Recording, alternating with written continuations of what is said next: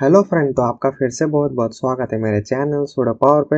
और इस एपिसोड के अंदर हम लोग रिएक्ट का और एक कॉन्सेप्ट सीखने वाले हैं जो है JSX। ठीक फ्रेंड्स, तो रिएक्ट के अंदर JSX क्या होता है, कैसे आपको लिखना है, तो वो सारी चीज़ें हम लोग इस एपिसोड के अंदर देखने वाले। तो ये एपिसोड भी आपको पूरा पूरा देखना है। तो फ्रेंड, JSX का फुल फॉर्म हम लोग पहले देख लेते हैं। JSX stand for JavaScript XML और जावास्क्रिप्ट सिंटैक्स एक्सटेंशन। आप उसको जावास्क्रिप्ट XML भी बोल सकते हो या फिर उसको जावास्क्रिप्ट सिंटैक्स एक्सटेंशन भी हम लोग बोलते हैं। तो उसका मैं आपको एक सिंपल सा एग्जांपल दिखा देता हूँ। जैसे ये जो ऊपर का कोड है उसके अंदर आप देख सकते हो, जैसे एक वेरिएबल के अंदर यहाँ पे मैंने JSX लिखा हुआ है और उसको कुछ इस तरीके से जो रिएक्ट का जो क्रिएट रूट जो रूट एलिमेंट होता है उसके अंदर हम लोग कुछ इस तरीके से पास करेंगे तो H1 टैग हम लोग को दिखेगा। लेकिन हम लोग अगर JSX का यूज़ नहीं करना चाहते और जो प्लेन रिएक्ट का एलिमेंट है वो अगर आपको यूज़ करना है तो कुछ इस तरीके से क्रिएट एलिमेंट फंक्शन हम लोग को लिखना पड़ेगा। तो फ्रेंड, आप देख सकते हो अगर हम लोग JSX का यूज़ नहीं करते हैं तो हम लोग को हर बार कुछ इस तरीके से क्रिएट एलिमेंट हर बार हम लोग को करना पड़ेगा। तो हमारा जो रिएक्ट का एप्लीकेशन है वो काफ़ी बड़ा बनने वाला है। तो ये जो app.jsx है उसके जो लास्ट एपिसोड है उसके अंदर हम लोगों ने कुछ इस तरीके से टैग ऐड किया था। तो हर एक टैग के लिए हम लोग को क्रिएट एलिमेंट फंक्शन यूज़ करना पड़ेगा जो बिल्कुल भी रिलायबल नहीं है। ठीक है फ्रेंड्स, तो इसलिए हम लोग यूज़ करते हैं JSX। तो फ्रेंड, इन शॉर्ट जो भी हम लोग HTML इसके अंदर लिखने वाले, खास करके जो रिटर्न के अंदर जो भी हम लोग लिखेंगे वो हमारा रहेगा JSX। ठीक है फ्रेंड्स, तो फ्रेंड अभी आप बोलोगे कि ये तो सिंपल HTML जैसा है, लेकिन ऐसा नहीं है। जो भी हम लोग इसके अंदर लिखने वाले हैं रिएक्ट के अंदर वो हम लोग प्योर JSX से लिखने वाले। तो जैसे मैं अभी जैसे आपको एक सिंपल सा एग्जांपल यहाँ पे दिखाता हूँ। जैसे मैं इसके अंदर क्लास लिखता हूँ और इसके अंदर हेडिंग में क्लास पास कर देता हूँ, तो आप देख सकते हो यहाँ पे हम लोग को आ रही है एरर, क्योंकि ये जो क्लास एट्रीब्यूट है वो HTML का पार्ट है, उसको हम लोग JSX के अंदर नहीं लिख सकते। JSX के अंदर अगर हम लोग को क्लास अप्लाई करना है तो उसकी जगह हम लोग को लिखना पड़ेगा कुछ इस तरीके से क्लास नेम। और उसी तरीके से अगर इसके अंदर स्टाइल एट्रीब्यूट हम लोग को लिखना है तो उसके लिए भी हम लोग को कुछ इस तरीके से ऑब्जेक्ट पास करके उसके अंदर वैल्यू हम लोग को पास करना पड़ेगा। ठीक है फ्रेंड्स, तो ये क्या हुआ, ये पूरा JSX का सिंटेक्स है। तो इन शॉर्ट हम लोग इसके अंदर क्या लिखने वाले हैं, तो जावास्क्रिप्ट। तो वो जो JSX है वो हम लोग को फैसिलिटी देता है कि हम लोग इसके अंदर HTML भी लिख सकते हैं। तो ऑलरेडी हम लोग JSX लिख रहे हैं तो उसके अंदर हम लोग HTML पार्ट भी लिख सकते हैं। ठीक है फ्रेंड्स, तो इन शॉर्ट अगर आपको कंफ्यूज नहीं होना है तो सिंपल समझ लो कि हम लोग जो भी इसके अंदर जो आपको टैग वाला पार्ट दिख रहा है जिसको आप HTML समझ रहे हो वो है सिंपल आपका JSX। तो फ्रेंड, अगर मैं आपको ऑनलाइन आपको बहुत सारे टूल भी मिल जाएंगे। जैसे ये जो टूल है वो क्या करता है, जो हमारा JSX पार्ट है उसको सिंपल रिएक्ट एलिमेंट में कुछ इस तरीके से कन्वर्ट करता है। तो फ्रेंड, अभी हम लोग जो भी रिएक्ट के अंदर लिखने वाले हैं, जो भी हम लोग HTML लिखेंगे तो वो कुछ इस तरीके से लास्ट में HTML जो पार्ट है वो रिएक्ट के कंपोनेंट में कुछ इस तरीके से रिएक्ट कंपोनेंट में कन्वर्ट हो जाता है। ठीक है फ्रेंड्स, तो उसका हम लोग को टेंशन लेना है। हम लोग को क्या फोकस करना है, तो हम लोग को फोकस करना है JSX पे, और उसका जो सिंटेक्स है वो हम लोग धीमे धीमे आगे आने वाले एपिसोड में भी सीखेंगे। जैसे क्लास अगर आपको अप्लाई करना है तो उसकी जगह आपको क्लास नेम लिखना पड़ता है। तो फ्रेंड, ये जो चीज़ है ये सीखने का और एक मतलब आपको मैं सिंपल तरीका जैसे दिखाऊँ, तो अभी फ़िलहाल तो ये जो क्लास नेम है और जो स्टाइल है वो मैं यहाँ से निकाल देता हूँ, सेव करते हैं, रन करते हैं, तो ये हमारा सिंपल एप्लीकेशन है। तो अभी ये जो ऊपर का जो हेडिंग है उसको हम लोग गेट करते हैं डॉक्यूमेंट डॉट क्वेरी सिलेक्ट और उसके अंदर H1 टैग, और यहाँ पे भी मैं लिख देता हूँ H1। ठीक है फ्रेंड्स, तो ये जो H1 है समझो, अभी इसके अंदर हम लोग को सिंपल जावास्क्रिप्ट का यूज़ करके क्लास का जो नाम है वो अपडेट करना है। तो हम लोग कुछ इस तरीके से क्लास नेम प्रॉपर्टी है वो यूज़ करेंगे। उसी तरीके से इसके अंदर अगर हम लोग को स्टाइल अपडेट करना है तो उसके लिए भी यहाँ पे कुछ इस तरीके से हम लोग को ऑब्जेक्ट पूरा सेट करना पड़ेगा। तो ये जो हम लोग जावास्क्रिप्ट के अंदर जो एट्रीब्यूट हम लोग चेंज करते थे तो वो सेम चीज़ हम लोग को रिएक्ट के अंदर करना है, लेकिन कैसे, तो इसके अंदर हम लोग कुछ इस तरीके से टैग के अंदर लिख सकते हैं। ठीक है फ्रेंड्स, तो इन शॉर्ट हम लोग अभी पूरा जो लिखते हैं वो क्या है, JSX होने वाला है। तो फ्रेंड नेक्स्ट अभी हम लोग देख लेते हैं कि JSX के अंदर हम लोग किस तरीके से सिंटेक्स वगैरह वो सब लिख सकते हैं। तो सबसे पहली जो चीज़ है, JSX के अंदर करली ब्रैकेट के अंदर हम लोग डायरेक्टली जावास्क्रिप्ट लिख सकते हैं। तो वो कैसे, तो उसका भी हम लोग एग्जांपल देख लेते हैं। जैसे अभी मैं यहाँ पे ऊपर ही हम लोग लिखते हैं, यहाँ पे मैंने करली ब्रैकेट ओपन क्लोज किया। तो इसके अंदर आप जो चाहो वो जावास्क्रिप्ट आप लिख सकते हो। जैसे जावास्क्रिप्ट के अंदर अगर हम लोगों ने 1+1 लिखा, तो वो क्या करेगा, हम लोग को 2 रिटर्न करेगा। तो हम लोग इसको आउटपुट के अंदर देखते हैं, तो आप देख सकते हो यहाँ पे 2 आ गया। तो उसी तरीके से हम लोग इसके अंदर स्ट्रिंग भी लिख सकते हैं, जैसे हेलो वर्ल्ड। तो यहाँ पे आउटपुट के अंदर आप देख सकते हो यहाँ पे हेलो वर्ल्ड आ गया। और उसी तरीके से हम लोग इसके अंदर, जैसे मैं कोई एक वेरिएबल डिक्लेयर करता हूँ, जैसे इसके अंदर मैं लिखता हूँ हेलो, और इसके अंदर मैं लिख देता हूँ hello my name is pseudo. ठीक है, अभी ये जो हेलो वेरिएबल है उसको मैं डायरेक्टली ये जो करली ब्रैकेट है उसके अंदर पास कर सकता हूँ कुछ इस तरीके से। तो हेलो के अंदर सिंपल क्या है, स्ट्रिंग। तो वो स्ट्रिंग हम लोग को आउटपुट के अंदर कुछ इस तरीके से मिल जाएगा। ठीक है फ्रेंड्स, तो ये जो करली ब्रैकेट है इसके अंदर आप फॉर लूप भी चला सकते हो। फिल्टर मैप वाले जितने भी मतलब जावास्क्रिप्ट के सारे फंक्शन है वो हम लोग इसके अंदर लिख सकते हैं। तो फ्रेंड नेक्स्ट अभी हम लोग सिंटैक्स देखते हैं। तो कई बार हम लोग को डबल करली ब्रैकेट इसके अंदर देखने के लिए मिलता है। एक्चुअली वो डबल करली ब्रैकेट नहीं है। तो जिस हिसाब से हम लोग को जो एट्रीब्यूट होते हैं, ऑब्जेक्ट होते हैं, जिस हिसाब से हम लोग उसको अपडेट करते हैं, उस हिसाब से हम लोग को वो यूज़ करना पड़ता है। जैसे अभी मैं यहाँ पे एक वेरिएबल में डिक्लेयर कर देता हूँ डिज़ाइन करके, और इसके अंदर जैसे मैं लिखता हूँ कलर, और इसके अंदर रेड, और ये जो डिज़ाइन है उसको हम लोग, ये जो हमारा H1 हेडिंग टैग है उसके अंदर हम लोग पास करते हैं स्टाइल एट्रीब्यूट के अंदर। तो फ्रेंड मैंने जैसे बोला कि ये जो वेरिएबल है इसकी वैल्यू हम लोग को किसके अंदर, स्टाइल एट्रीब्यूट के अंदर पास करना है। तो यहाँ पे वेरिएबल के लिए हम लोग क्या यूज़ करेंगे, तो करली ब्रैकेट सिंपल, इसके अंदर वेरिएबल हम लोग क्या पास करेंगे, तो डिज़ाइन। ठीक है फ्रेंड्स, तो डिज़ाइन में पास करूँगा। तो डिज़ाइन के अंदर सिंपल अभी ये जो स्टाइल एट्रीब्यूट है, तो वो क्या करेगा, कलर जो एट्रीब्यूट है उसमें से रेड उठाएगा और इसमें से, और इसको रेड कलर अप्लाई कर देगा। तो इसको हम लोग करते हैं सेव, रन करके देखते हैं। तो आप देख सकते हो यहाँ पे रेड है। ठीक है फ्रेंड्स, तो यहाँ पे अभी क्या हुआ, तो हम लोगों ने पूरा इन शॉर्ट ये जो स्टाइल एट्रीब्यूट है उसके अंदर हम लोग को पूरा एक ऑब्जेक्ट पास करना होता है। तो कई बार हम लोग क्या करते हैं, यहाँ पे आप देख सकते हो पहले हम लोगों ने वेरिएबल डिक्लेयर किया, फिर उसको हम लोगों ने यहाँ पे यूज़ किया। लेकिन कई बार मतलब ऑलमोस्ट हर बार हम लोग जो भी स्टाइल एट्रीब्यूट अपडेट करेंगे तो डायरेक्टली इसके अंदर हम लोग ऑब्जेक्ट पास कर सकते। तो इसीलिए यहाँ पे क्या हो गया, 2 टाइम्स करली ब्रैकेट यहाँ पे आ गया। सेव करते हैं, पहले तो इसको मैं फॉर्मेट कर देता हूँ। फॉर्मेट डॉक्यूमेंट राइट क्लिक करके सेव करते हैं, रन करके देखते हैं। तो अभी भी वहाँ पे रेड कलर है, और अगर मैं आपको डिफरेंस दिखाऊँ तो मैं यहाँ पे ब्लू कलर लिख देता हूँ, तो वो हो जाएगा ब्लू कलर। ठीक है फ्रेंड्स, तो कुछ इस तरीके से आप इसके अंदर डायरेक्टली ऑब्जेक्ट भी पास कर सकते हो।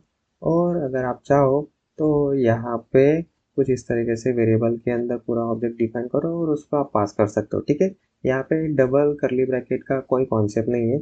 सिंपल जो कॉन्सेप्ट है, हम लोग को क्या यूज़ करना है, सिंगल करली ब्रैकेट, और उसके अंदर जो चाहो वो जावास्क्रिप्ट हम लोग लिख सकते हैं। तो फ्रेंड नेक्स्ट अभी हम लोग देख लेते हैं पासिंग स्ट्रिंग विथ कोड। तो फ्रेंड जैसे ये जो एग्जांपल है इसके अंदर मैं आपको सिंपल दिखा देता हूँ। जैसे अभी ये जो इमेज टैग है उसके अंदर जो सोर्स एट्रीब्यूट है उसको हम लोग जनरली क्या है, डबल कोट के अंदर लिखते हैं। एक source equal to double quote में जो इमेज का पाथ होगा वो देना पड़ता है। तो अगर ये जो इमेज का पाथ है वो अगर हम लोगों ने किसी वेरिएबल के अंदर स्टोर किया है, तो आपको यहाँ पे डबल कोट लिखने की ज़रूर नहीं है। आप डायरेक्टली यहाँ पे करली ब्रैकेट के अंदर वेरिएबल पास करोगे, तो वो क्या करेगा, रिएक्ट, तो उसको एज वो स्ट्रिंग ही कंसीडर करेगा। तो फ्रेंड अभी हम लोग आ जाते हैं कोड के अंदर, और इसके अंदर मैं जैसे आपको एग्जांपल दिखा देता हूँ। तो इसके अंदर मैं रखता हूँ इमेज टैग सोर्स एट्रीब्यूट, और इसके अंदर फिलहाल हम लोग कुछ नहीं रखते। और अभी हम लोग को चाहिए इमेज।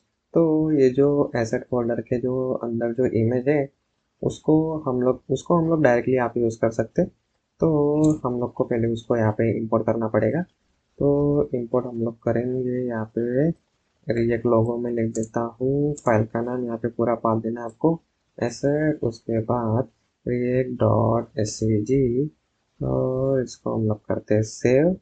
और उसके बाद ये जो रिएक्ट लोगो है उसको, तो वो क्या हो गया, ये सिंपल अभी वेरिएबल डिक्लेयर हो गया, उसके अंदर क्या है पूरी इमेज। तो ये जो वेरिएबल है उसको हम लोग कैसे पास करते हैं, तो कुछ इस तरीके से कर्ली ब्रैकेट के अंदर सेव करते हैं, रन करके देखते हैं। तो आप देख सकते हो यहाँ पे हमारा रिएक्ट का लोगो आ गया। ठीक है फ्रेंड्स, तो अगर आप सोचोगे कि ये जो सोर्स एट्रीब्यूट है उसको तो डबल कोट के अंदर पास करना पड़ता है, तो कुछ इस तरीके से आप डबल कोट लिखोगे तो यहाँ पे थोड़ा लोचा हो जाएगा। तो आप देख सकते हो आउटपुट के अंदर यहाँ पे कुछ भी नहीं आएगा। और अगर हम लोग इंस्पेक्ट करके देखें तो आप देख सकते हो यहाँ पे जो कर्ली ब्रैकेट है रिएक्ट लोगो वो वैसा का वैसा इसके अंदर आ गया। ठीक है फ्रेंड्स, तो ऐसा अगर आप करोगे तो पूरा उसको जो स्ट्रिंग कंसीडर कर लेगा, उसको एज जावास्क्रिप्ट कंसीडर नहीं करेगा और वो एग्जीक्यूट ही नहीं होगा। इसलिए यहाँ पे आपको डबल कोट यहाँ पे नहीं लगाना है। ठीक है, सेव करते हैं, रन करके देखते हैं, यहाँ पे लोगो आ गया। तो फ्रेंड अभी नेक्स्ट हम लोग देखते हैं, तो कुछ इस तरीके से हम लोग पूरा यहाँ पे ऑब्जेक्ट मैंने डिफाइन किया है, उसको मैं यहाँ पे कुछ इस तरीके से हेडिंग के अंदर मैंने प्रिंट किया है और इमेज के अंदर यहाँ पे इमेज प्रिंट किया है। ठीक है, और आप देख सकते हो इसके अंदर जो थीम ऑब्जेक्ट है उसके अंदर कलर रेड करके है, तो उसको स्टाइल के अंदर कुछ इस तरीके से पास किया हुआ है। ठीक है, तो मतलब जो ऑब्जेक्ट के अंदर जो भी वैल्यू है उसको आप स्टाइल के अंदर चाहो या फिर सिंपल हम लोग टैग के अंदर प्रिंट करना चाहो, जिस तरीके से आपको यूज़ करना है मल्टीपल तरीके से आप उसको यूज़ कर सकते हो। तो फ्रेंड अभी हम लोग आ जाते हैं कोड के अंदर और उसका हम लोग छोटा सा एग्जांपल यहाँ पे देख लेते हैं। तो फिलहाल तो इतनी सारी जो एक्स्ट्रा चीज़ें हैं उसको मैं निकाल देता हूँ। यहाँ पे मैं डिक्लेयर करता हूँ वेरिएबल कॉन्स, यहाँ पे मैं लिख देता हूँ एम्प्लॉय, और एम्प्लॉय का यहाँ पे सबसे पहले आएगा नेम, तो इसके अंदर मैं लिख देता हूँ कुछ इस तरीके से sudo पावर। और उसके बाद आप चाहो तो यहाँ पे एड्रेस लिख सकते हो, मोबाइल नंबर, और फिलहाल तो मैं इसके अंदर CSS लिखना चाहता हूँ, तो इसके अंदर ब्रैकेट ओपन करके कलर यहाँ पे डबल कोट के अंदर मैं लिख देता हूँ यहाँ पे ब्लू। और उसके बाद इसके अंदर जो फ़ॉन्ट साइज है तो फ़ॉन्ट साइज में यहाँ पे रखता हूँ कुछ इस तरीके से 30 पिक्सल। इसको हम लोग करते हैं सेव, उसके बाद रिटर्न के अंदर आ जाते और इसके अंदर पैराग्राफ टैग के अंदर पहले तो हम लोग क्या करते हैं, यहाँ पे स्टाइल एट्रीब्यूट के अंदर ये जो थीम है उसको हम लोग पास करना है। तो सिंपल एम्प्लॉय ऑब्जेक्ट के अंदर थीम जो ऑब्जेक्ट है उसको हम लोगों ने पास कर दिया। उसके बाद नेम हम लोग को डिस्प्ले करना है, तो एम्प्लॉय डॉट नेम। अभी इसको हम लोग करते हैं सेव। एक्चुअली यहाँ पे होना चाहिए और एक टैग, क्योंकि रेक हम लोग को वार्निंग दे रहा है, क्योंकि इसके अंदर हम लोग खाली एक टैग रखेंगे तो वो कुछ मीनिंग नहीं है। ठीक है, तो वो आगे मैं आपको बताऊंगा क्यों मीनिंग नहीं है। तो अभी फ़िलहाल तो मैं इसके अंदर लिख देता हूँ सिंपल हेलो, और इसको हम लोग करते हैं सेव, रन करके देखते हैं। तो फ्रेंड आप देख सकते हो कुछ इस तरीके से sudo पावर ब्लू कलर में आ गया और उसका जो फ़ॉन्ट साइज है वो कुछ इस तरीके से है 30 पिक्सल। तो फ्रेंड आप देख सकते हो जैसे हम लोग एलिमेंट इंस्पेक्ट एलिमेंट करते हैं तो यहाँ पे पूरा सिंपल HTML बन के आ गया। आप देख सकते हो स्टाइल एट्रीब्यूट के अंदर कलर और फ़ॉन्ट साइज में यहाँ पे फ़ॉन्ट डैश साइज आ रहा है, लेकिन हम लोगों ने यहाँ पे तो फ़ॉन्ट और साइज कुछ इस तरीके से लिखा हुआ है। तो ये जो हम लोग क्या यूज़ कर रहे हैं अभी JSX और उसके साथ रिएक्ट भी है, तो वो ऑटोमेटिकली कंपाइल करता है, कन्वर्ट करता है। तो मैंने जैसे ऑलरेडी आपको आगे दिखाया था, और वो फाइनली ब्राउज़र के अंदर क्या दिखाता है हम लोग को, तो प्योर HTML। ठीक है, जो ब्राउज़र समझता है। तो फ्रेंड कुछ इस तरीके से हम लोग जो ऑब्जेक्ट है उसको हम लोग कुछ इस तरीके से यूज़ कर सकते हो। और स्टाइल के केस में तो उसको कलर और फ़ॉन्ट साइज बैकग्राउंड कलर वो सब चीज़ें चाहिए, तो वही आपको यहाँ पे पास करना है। अगर आप सिंपल इसके अंदर लिखोगे नेम और उसके अंदर मैं लिख देता हूँ sudo, तो उसका कुछ मीनिंग नहीं है। ठीक है, क्योंकि अगर आप CSS के अंदर देखोगे तो आप देख सकते हो जो रिएक्ट है उसको रेंडर करने के बाद यहाँ पे जो नेम जो एट्रीब्यूट अभी हम लोगों ने ऐड किया उसको उसने निकाल दिया है, तो उसका कुछ मीनिंग ही नहीं है, क्योंकि CSS के अंदर नेम जैसा कोई प्रॉपर्टी है ही नहीं, तो उसको ऐड करके कुछ फ़ायदा भी नहीं। ठीक है फ्रेंड्स, और आपको यहाँ पे और एक चीज़ ध्यान रखना है, आप देख सकते हो फ़ॉन्ट साइज़ मैंने कैसा लिखा हुआ है फ़ॉन्ट,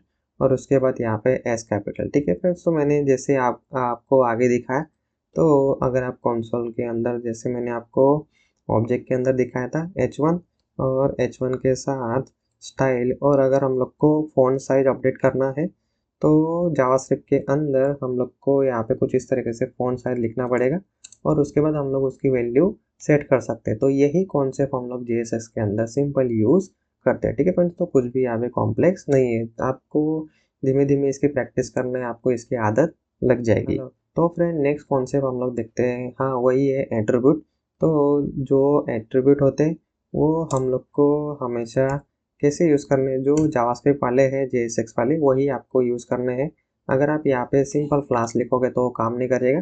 तो अगर दो एट्रीब्यूट है, मतलब क्लास और नेम, दो अलग अलग वर्ड इसके अंदर आते हैं, तो उस केस में जो दूसरा वाला वर्ड है उसका जो फर्स्ट कैरेक्टर होगा, जो फर्स्ट लेटर होगा, वो हमेशा आपको इन शॉर्ट रखना है कैपिटल। और जैसे आप देख सकते हो फॉन्ट साइज के केस में भी यहाँ पे एस कैपिटल है, आपको यहाँ पे डैश करके साइज आप नहीं लिख सकते। तो जो सेकंड वर्ड जो होता है उसका फर्स्ट लेटर आपको इन शॉर्ट रखना है कैपिटल। तो फ्रेंड नेक्स्ट अभी हम लोग देख लेते हैं जेएसएस के कुछ सिंपल से रूल्स है। तो इसके अंदर आपको एक ही एलिमेंट रिटर्न करना है। तो अगर मैं जैसे आपको एग्जांपल दिखाऊँ, तो इसके अंदर एक्चुअली जो ऑफर बैनर है उसके अंदर हम लोग जाते हैं, और इसको मैं यहाँ से कॉपी कर लेता हूँ, और यहाँ पे मैं कर देता हूँ पेस्ट। तो फ्रेंड आपको इजीली समझ में आए इसलिए मैं उसको थोड़ा इजी बना रहा हूँ, तो आपको समझने में थोड़ा इजी पड़ेगा। तो ये जो ऑफर बैनर है उसको अभी हम लोग यूज़ करते हैं। तो फिलहाल तो ये जो एक्स्ट्रा चीज़ें हैं वो मैं निकाल देता हूँ, और ये जो पी टैग है उसको भी मैं निकाल देता हूँ। उसकी जगह पे हम लोग अभी यूज़ करते हैं ऑफर टैग, इसको हम लोग करते हैं सेव, और ये जो रिएक्ट है इसका भी काम नहीं है। सेव करते हैं, रन करते हैं। तो फ्रेंड आप देख सकते हो प्रॉपरली यहाँ पे रन हो रहा है। तो अभी हम लोग क्या करते हैं, तो इसके अंदर और एक मैं ड्यू ऐड करने का ट्राई करता हूँ, यहाँ पे पेस्ट करता हूँ, तो आप देख सकते हो कि इसके अंदर आ रही है एरर। तो इसको अगर मैं आपको और थोड़े अच्छे से मैं आपको एक्सप्लेन करने का ट्राई करता हूँ, जैसे अभी सिंपल मैंने यहाँ पे S3 टैग रखा हुआ है, ठीक है। इसको हम लोग सेव करते हैं, रन करते हैं, तो यहाँ पे प्रॉपरली काम कर रहा है। लेकिन अगर मुझे इसके अंदर और एक S3 टैग रखना है, इसके अंदर जैसे और एक लाइन है कि 40% ऑफ भी है, इसको मैं सेव करता हूँ, रन करके देखते हैं, तो यहाँ पे आएगी एरर। तो जो रिएक्ट है उसको एक सिंगल एलिमेंट की ज़रूरत होती है, जो रूट एलिमेंट जो होता है वो एक ही एलिमेंट होना चाहिए। तो वो कैसे करेंगे हम लोग, सिंपल ये जो मल्टीपल टैग है उसको कोई एक सिंगल टैग के अंदर हम लोग रख सकते हैं। तो अगर आप चाहो तो उसको कुछ इस तरीके से डिव टैग के अंदर भी रख सकते हो, और अगर आप चाहो तो उसको कुछ इस तरीके से खाली टैग के अंदर भी रख सकते हैं, जिसको हम लोग फ्रैगमेंट बोलते हैं, ठीक है।